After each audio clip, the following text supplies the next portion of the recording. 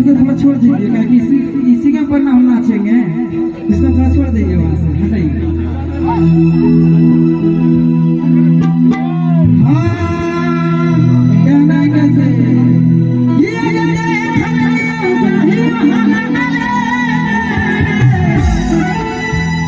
अच्छा आप लोग सुने ना गाना? अब खाली हम करेंगे कैसे पता है? आप लोग गाएंगे, हम नहीं गाएंगे, गाइएगा ना? कहना कैसे? उसको थोड़ा साइड से ना, उसको डिस्टर्ब मत कीजिए, वो नहीं बजाएगा फिर हम गाएंगे कैसे? आया क्या? आया क्या? हेलो, आ गया? चलिए ये एक बार उठाइए। हेलो, कहना कैसे?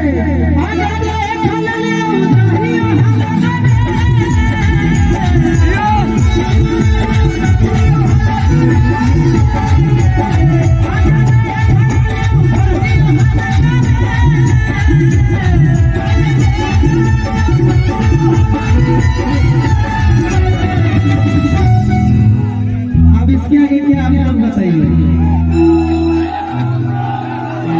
अब गाए ना पक्का छोड़ो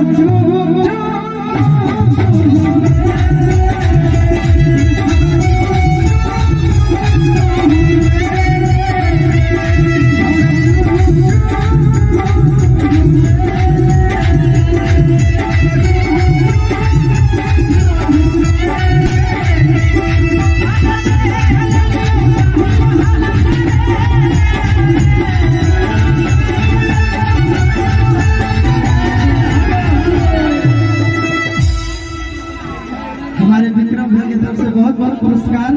और भैया का काम है ऐसे ही हमेशा बना रहे, जो कि हम जैसे कलाकारों को हमेशा सपोर्ट करते हैं, हमेशा इसी तरह सपोर्ट करते रहे और इसी तरह अपना ध्यान हम लोग कलाकार पे इसी तरह उड़ाते रहे। कहना क्या?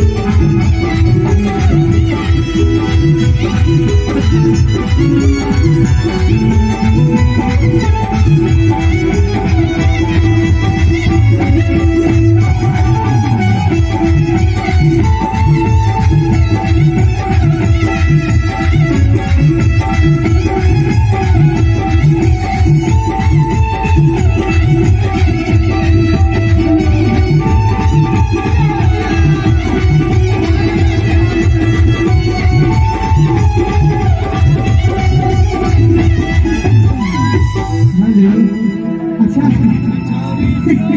आप लोग भी कहीं गलत काम करते हो पकड़िएगा तो कहना तो निश्चित है। आप लोग भी कहिएगा क्या? अच्छा ठीक है, वो हो जाते, लेकिन आप लोग भी तो कहिएगा। अच्छा आप लोग भी बताइए, हम जिस चीज के लिए 100 दिन तरस रहा कहीं धार लिए तो छोड़ेंगे क्या? नहीं ना, कोई भी हम तो कहेंगे पहले जगह दौड़ के। और वही लड़की कह रही है रे छोड़ा कहिए नहीं, लेकिन कहना क्या? लड़का क्या कह रहा है?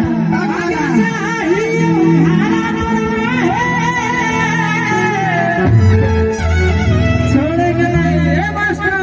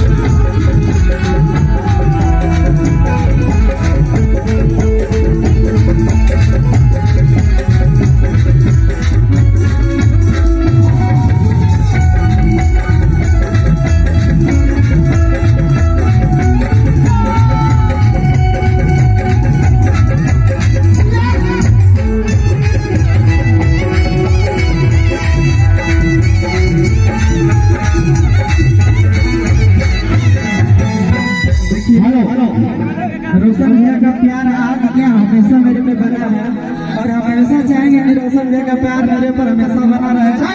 कौन सा भाई लोग जितना भी है रिक्वेस्ट है आप लोग से देखिए एक बार स्टेज पे आप हमेशा भाई बन के रहेंगे।